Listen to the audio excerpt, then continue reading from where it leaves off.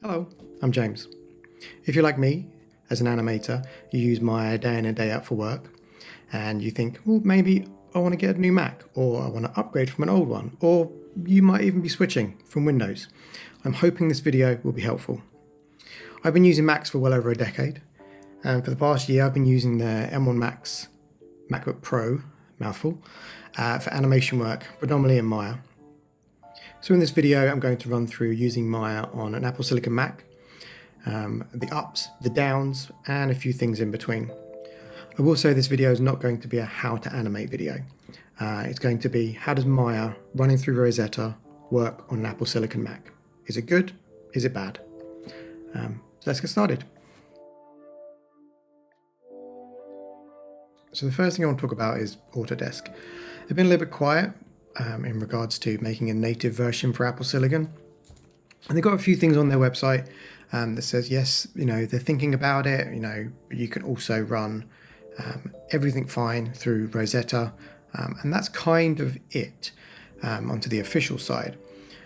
You then have to go onto the forums and basically find out, if there's been any response from Autodesk to anybody's questions. No, basically.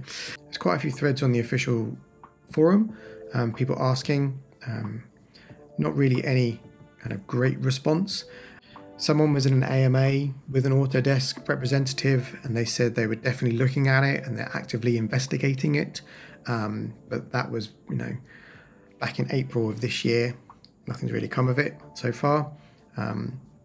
Especially considering we've now got Maya 2023 and there's still no official word on there's a native version. There's a few things about, running Fusion 360, which is another piece of software they make through Rosetta 2, and one of the representatives from Autodesk have said a few things there. Who knows whether that's going to, come to anything too. So for the moment, the only way to run Maya on a Mac or an applesilicon Mac is through Rosetta, which I'll get to in a second. But one thing to highlight, obviously, are the three most recent versions of Maya, 2020, 2022, and 2023. Only 2023 is officially supported for macOS Monterey, which is OS 12. That's the OS that is installed by default on all the new applesilicon Macs. When we get to some of the tests later, you'll see that 2023 actually performs a lot better than some of the older versions, but we're going to get into that a little bit more. Well, Rosetta is Apple's translation layer. It takes information that's been made for a different chipset, in this case an Intel or x86 chipset, and it translates it before the application runs and sometimes during the application running to work on applesilicon, or the ARM chipset as it's called. And it does this completely for you. You don't have to worry about it, which is really, really great. Found a really interesting article about how it actually works a little bit more detail, and it's actually not just software, it's a little bit of hardware as well on the chip. So you can have a look at that. I'll put a link in the description if you want to get a bit more techie about it. But let's have a look at how this actually works in practice. So I've got the installer for Maya 2019. I'm using 2019 because I've already got the other three already installed. So once you've got it, you just double click your installer. You then choose, the hard drive where you want to install it, and it will then start installing. You can eject your disk image, go to your applications folder, find your application, and then load it up. And what you'll notice in the dock in the bottom is Maya will start loading and it will bounce quite a few times. So what's happening during these bounces is Rosetta in the background is translating the code from this version of Maya for an Intel chip to work on an applesilicon chip. And again, just does it all for you. Don't have to worry about it. It might bounce a few times. It might go away and then come back and bounce a few times more. Don't worry about it. It's just doing what it needs to do. But once it's done, Maya will just open. We can just bring in some primitives, rotate around, and It works exactly as you think it does. You don't have to do anything to it. So let's just quit this and then have a look at how it works when we just open it again. It's already done the first translation, so it should just work, So let's just reopen it, bounces a few times, totally normal, and that's it. Already done. And that's what's the great thing about the Rosetta layer is it just takes care of all of that for you. You don't have to worry about it. There is some setbacks for other things later on, which we'll cover. But the majority of the time, it just works, which is really, really handy. Okay, next up, multiple instances of Maya. This is one of my favorite things about using Maya on a Windows machine, is you can open up multiple instances. So you can have multiple projects open, work on different things at the same time. And if you're using something like Animator, you can copy and paste your animation or your poses between them. Now, the way that Mac works is slightly different. So instead of when you click on the application in the dock, a new instance will open, it will just bring the one you already have open to the foreground. It's just the way that Mac organizes its windows and organizes its applications. But there is some interesting ways you can kind of get around this and also have multiple instances open at the same time. First way, very techie. It's using something called a terminal. So with it open, we want to get the information for where Maya lives on your Mac. The default location for the installation will be your applications folder, and then Autodesk, the version number of Maya you're using, and then maya.app or application. In the view menu, if I make sure I say show path bar, right at the bottom, I can then right click and say copy Maya as path name. And then go back to terminal, and if I paste this in, but the bit that opens up a new instance is the first part where it says open -n. That will open a new instance for you. If I then hit return, a new version of Maya opens, as you can see in the dock. It opens right on the right hand side. And it's exactly the same as it was before. So it's a full version, just another instance. Let's just put some primitives in so we can tell the difference between the two. So if I flick back and forth, yep, I now have two versions of Maya running at the same time. Now, that is a bit laborious to have to go through the entire process because it won't remember what you've done before. So a great way of making this much quicker and more accessible is using the Shortcuts app. So if we open up Shortcuts, you can see I've already got one made. We'll make one from the beginning.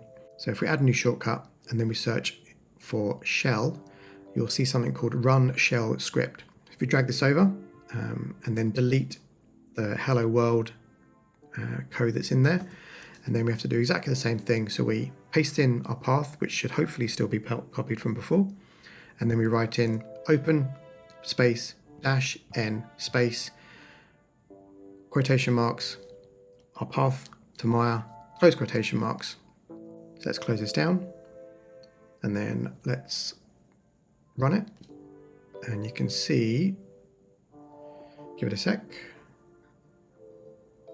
Here we go. Another version of Maya is now opening. So we have three open. And again, exactly the same as before, just another new instance, which is really, really handy. Okay, let's customize this a little bit. So let's go back to Shortcuts. And then let's right click on our shortcut and let's give it a new color. This new Maya is blue, so let's just choose the blue. I've chosen the kind of duplicate icon because it's adding another one. Makes sense to me, but you can change it to whatever you want. We can also rename this. I'm just going to give it a new name so it doesn't have the same name as the other one. But my favorite feature is adding it to the dock as a shortcut. So I can place it right next to Maya and my dock.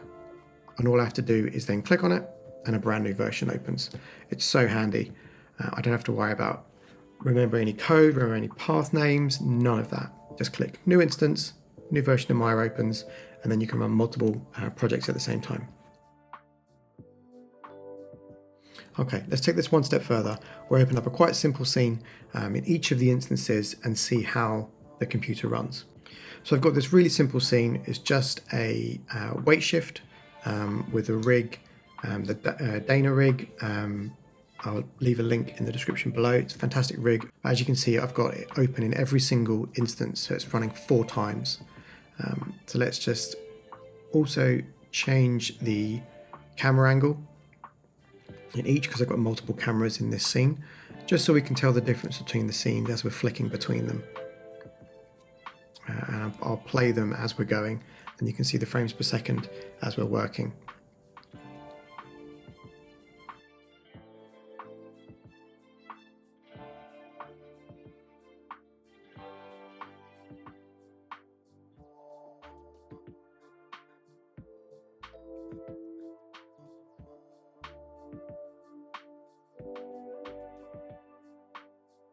So just doing the last one here.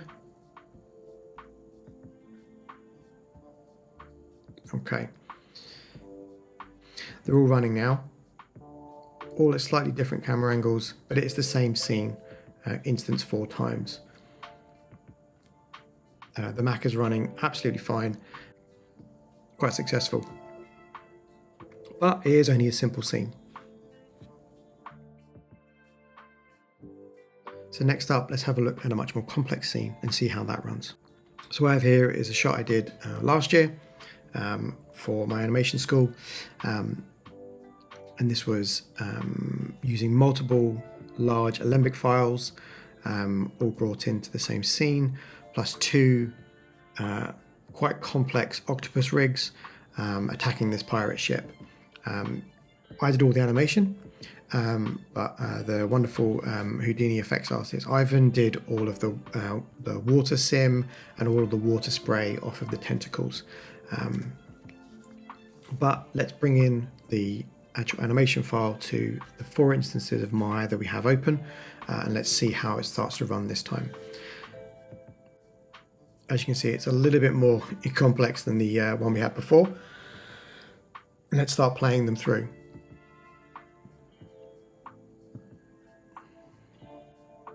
So let's just bring up the camera.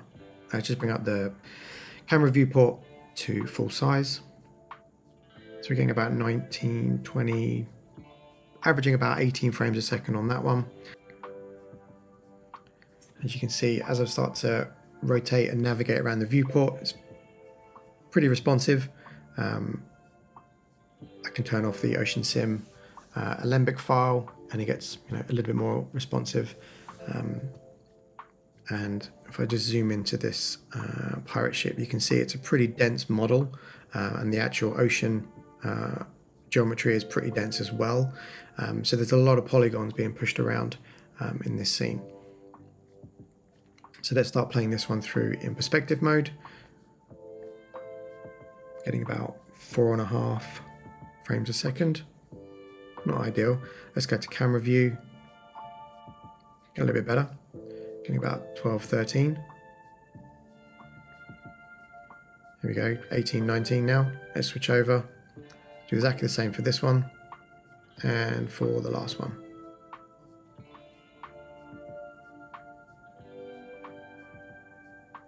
Great.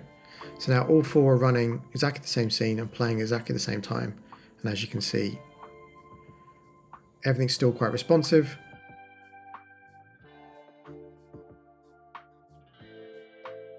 I can move between the different instances.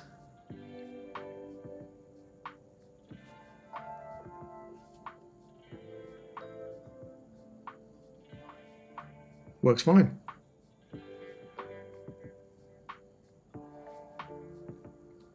It's unlikely you're going to be doing this sort of thing in terms of having the same scene open 4 times, but as a demonstration purposes, I think it worked quite well.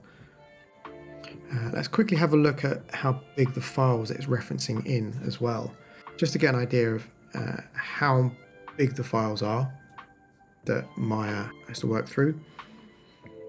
So we've got the octopus itself. It's not massive, but it's pretty complex.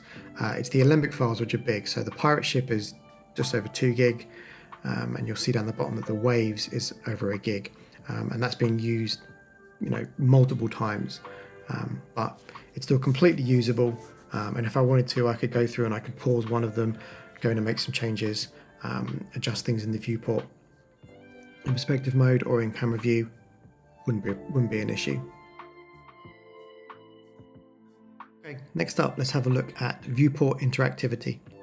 So I've got a model that I worked on a while ago as a kind of demonstration that we can use. So it's the Ghostbuster trap from the Ghostbuster films. So let's open up Maya 2020 and we'll go through each of the versions that I have installed. So 2020, 2023, and 2022. So it's a fairly dense model, which is why I wanted to use it. One thing I wanted to have a look at here was how interactive is the viewport as with, say, one model that's been imported, and then we'll start duplicating this and see how much it starts to slow down. Okay, let's duplicate these out. So we've now got 10, and then let's just align these just so we can start to duplicate and keep an eye on them. Okay, so we've got 10, and let's start to duplicate and see what happens now. Still pretty responsive, nothing really more or less than I would expect if I was running it on Windows. Just doing simple duplicates and then moving. And you can keep an eye on the geometry count and the object data in the viewport as well.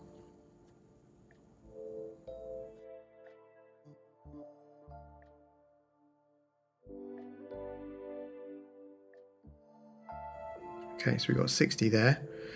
Let's duplicate those, which might take just a little bit of time.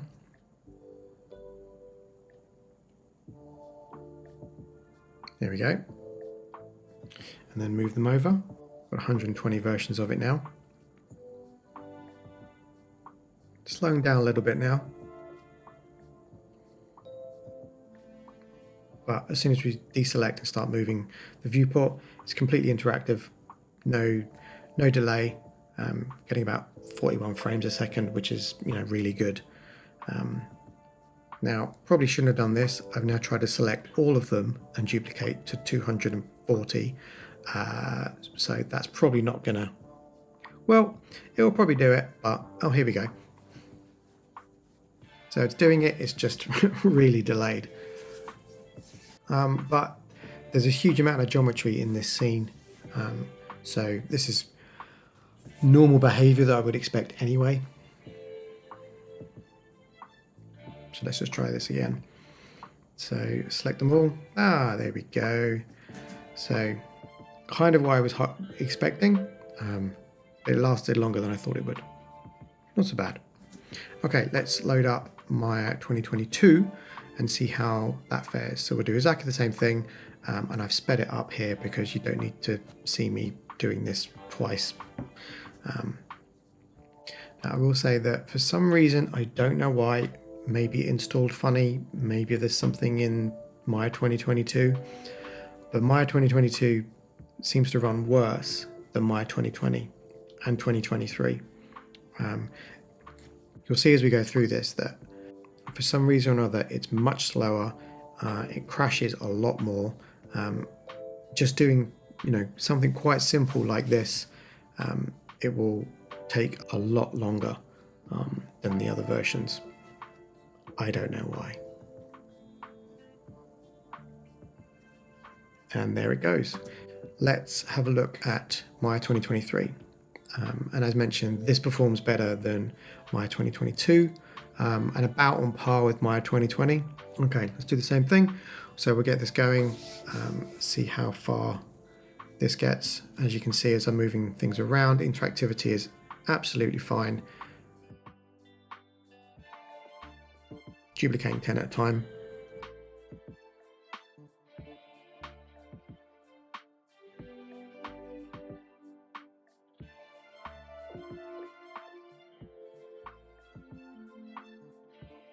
Ah, there we go. Crashed again. But there's a lot of geometry in the scene. It probably ran out of memory, but the interactivity of itself is actually really handy. I think in a nutshell, 2020 good, 2023 good, 2022 not so good.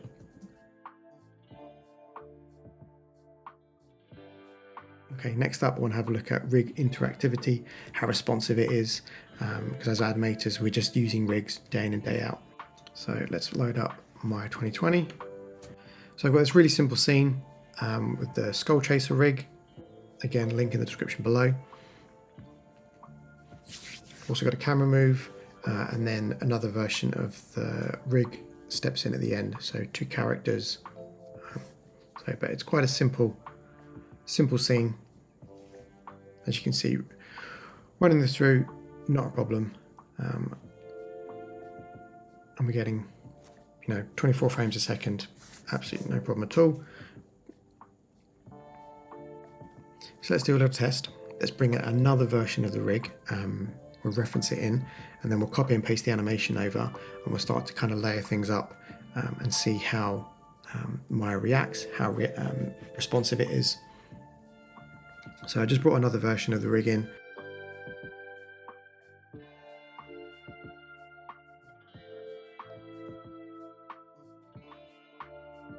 Okay, we'll just shift these over.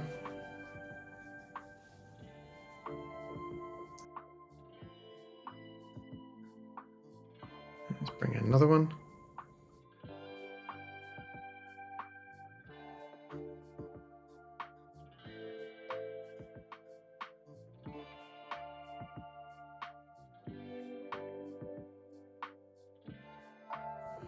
So what I'm going to do is I'm going to use Animbot, and I'm going to copy and paste the animation over from my main rig onto the new rigs that I've just referenced in.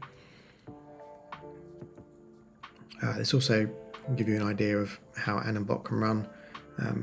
I haven't come across any problems using Animbot in this version of Maya.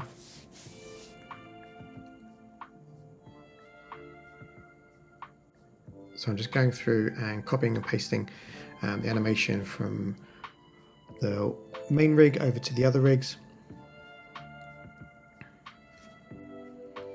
But you can also see as I'm doing this, just navigating around the viewport, no problem whatsoever. Okay, cool. So I now have 4 additional versions of the animation. Oh, looks like I missed the arms. So let's quickly go and get those. Cool, so I now have 5 versions of the same animation running on 5 referenced rigs. And we'll start playing this through, getting about 19, 20 frames a second in the camera viewport, which is great. If I maximize that viewport, I would get slightly better frames per second, but that's fine for the moment. Let's take this a little bit further and we'll start to bring in some more. I won't bore you with showing you, so we'll just fast forward through all of this. So I have 7 versions of the animation running, getting about 14, 15, sometimes 20 frames a second. So let's just save this out as a new version. So I can open this up in 2022 and 2023 and run the same test. Actually, let's do an additional thing here. Let's just go into the reference editor and let's import all of these references as opposed to being just referenced. Let's see what frames a second we get then, how interactive it is. Getting about 14, up to 20, back to 14. So pretty much exactly the same. Hasn't changed too much. Then if I unsync the viewport, so just running 1, getting about 11. Exactly the same. Flipped over to version 2022. And as I said in the previous test, this runs a little bit worse, but as we start to kind of play with it, you'll see. Yeah, so we're getting about 2 to 3 frames less as we're starting to run this through. And you can see it's really choppy, but I could go through and do animation caching, obviously to get it back, but I wanted to see what it's like at its raw state. Let's just start to navigate around the viewport. And yeah, it's a little bit more unresponsive than 2020 was.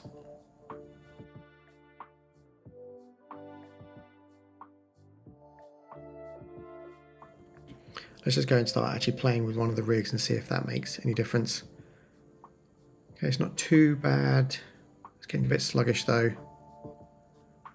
What's happening here? View, yes, and it crashed again. So as I said, 2022 is not the best option. So let's switch over to 2023 and see how that fares. So exactly the same scene. Let's just start playing this through. Getting about 1 frame per second more than we had before, which is quite nice. But again, it's still half of what it actually is. Let's just change the viewport. So we're just running the camera view. Again, getting about 1 frame per second more than we did in 2020. The interactivity of the viewport, even while it's running, is quite responsive in 2023. It's not that choppy. It seems to be working fine, and this is running all 7 versions of that referenced file. Yeah, this is working really well. As you can see, nice and quick, no problems.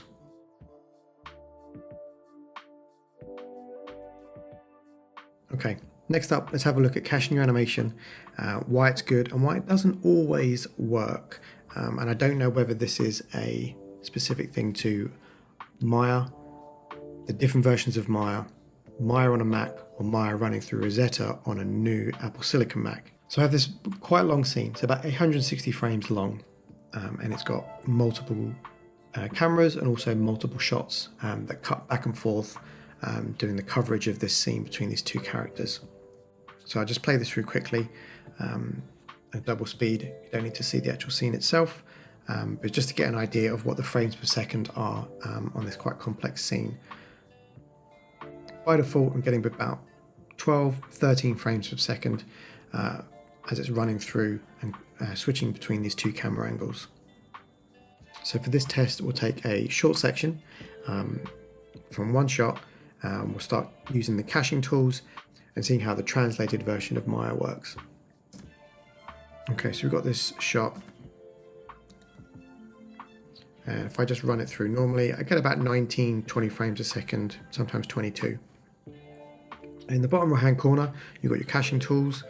You've got evaluation cache, software, and then hardware cache. So evaluation cache is renderer dependent. So dependent on how you're rendering your scene, whether it's my hardware 2.0, my software, Arnold, Redshift or whatever, it will work out the best option dependent on which render you've chosen. Software cache looks at your available memory or your RAM, or in this case your system memory, and then hardware cache looks at the memory on your graphics card. Now the interesting thing about this is the new applesilicon Macs have unified memory. Unified memory is one pool of memory which the CPU and the GPU uses for various reasons at the same time. So in this case, software cache and hardware cache, whichever one you choose, makes no difference. It's using the same pool of memory. For the first option, let's just choose evaluation cache. I'm just using my hardware 2.0 for this scene at the moment. Now that it's turned on, you'll see that the blue bar is going across the timeline and starting to fill up. And if I move up to the menu bar, I've got the iStats menu app installed, and you can see that I've got 64 gigabytes in total. 41 are free and 22 are being used. But as soon as we start using the cache, you can see the little blue bar going across, and then the used amount is then being, obviously it's increasing. So 28, 29. So let's now switch to software cache. So memory clears itself, starts to fill up again. Let's play back the scene. 32, 34, 31, great. Let's go to hardware. Let that fill up. And again, it's using the same pool of memory. So in this case, it's doing the same thing. It's just choosing 2 different options. 34, 46. Great. Animation caching does exactly what it's supposed to do. However, you'll notice in the menu bar at the top that every time I switch between them, it didn't clear the memory that's actually being held. So let's flush the cache. So the blue bar going through again. but you can see the memory, or the memory that Maya is using, hasn't cleared. I'm now using 43, 44, 45. So even though I'm flushing the cache that memory is using to get this scene up to speed, it's not clearing that out of memory that the Mac is using. I don't know whether this is an issue with Maya 2020, or Maya on a Mac, or Maya running through Rosetta on an applesilicon Mac. It's really hard to find out where the problem is in this case. And if I can I'll keep flushing the cache and it'll do exactly the same thing. And then, there we go. I've just run out of memory. So in this case, Maya has brought up the warning at the bottom. My timeline has turned yellow, so it has no more memory available for it to cache the scene. Let's run the same test in Maya 2023. I'm not even bothering with Maya 2022. When I was bringing up the scene before, it was even worse. So don't bother. So running it through normally about 21 frames a second, similar to what we had in Maya 2020. So let's do evaluation cache and see how this runs. I've just so happened to chosen more frames. I've got a longer section. I've got a couple of camera angles just by accident, but it actually gives you a really good indication that Maya 2023 is better at doing this. So we've cached the entire thing. We've used about 25 gigabytes, which was less than Maya 2020. The frames per second fluctuates between 35, 45, 32, 33, which is absolutely fine. Let's flush the cache. Let it do exactly what it needs to do. So it's caching the entire shot, but more interestingly, the amount of gigabyte used didn't go up, or went up by 1 gigabyte to 25 frames a second. Okay, so we went through quite a few tests there, saw exactly how Maya works on these new machines, but you're probably thinking, is it worth it? Is it worth spending all this money? And my answer is, it depends. Personally, for me, I like the ease of use and reliability of Macs and Mac OS. And as an animator, I'm not really doing anything too GPU intensive like FX, groom, shading, lighting, or rendering. So I don't really have to worry about really pushing it. I'm just doing it for animation. I'm also in the situation where my computer for work is being provided, so I didn't need to buy a Windows-based machine. That may change in the future, so we'll see. But I will say, if your Maya workflow is very reliant on GPUs, I probably wouldn't get an applesilicon Mac. The mature integration of NVIDIA and AMD graphics cards with a lot of the processes that Autodesk are doing is just too great. So this may change in the future with whatever Mac Pro and the M2 and the M3 chips that Apple are developing, and they might be even better than they currently are. But as someone who just works on animation, it's absolutely fine. And as you can see, hopefully from some of the tests, that it really does keep pace with everything that I need to do as an animator, and hopefully you might too. What I'm hoping is Autodesk come through and release a native version of Maya for applesilicon soon. But in the meantime, for animation, the applesilicon Macs work perfectly fine, and I'm happy to keep using Maya via Rosetta for my personal and freelance work. I sure hope there was something helpful in this video. Any questions or thoughts, please leave a comment and I'll try to get to them as many as possible, or I'll try to answer as many as possible, and I'll see you all in the next video. Bye.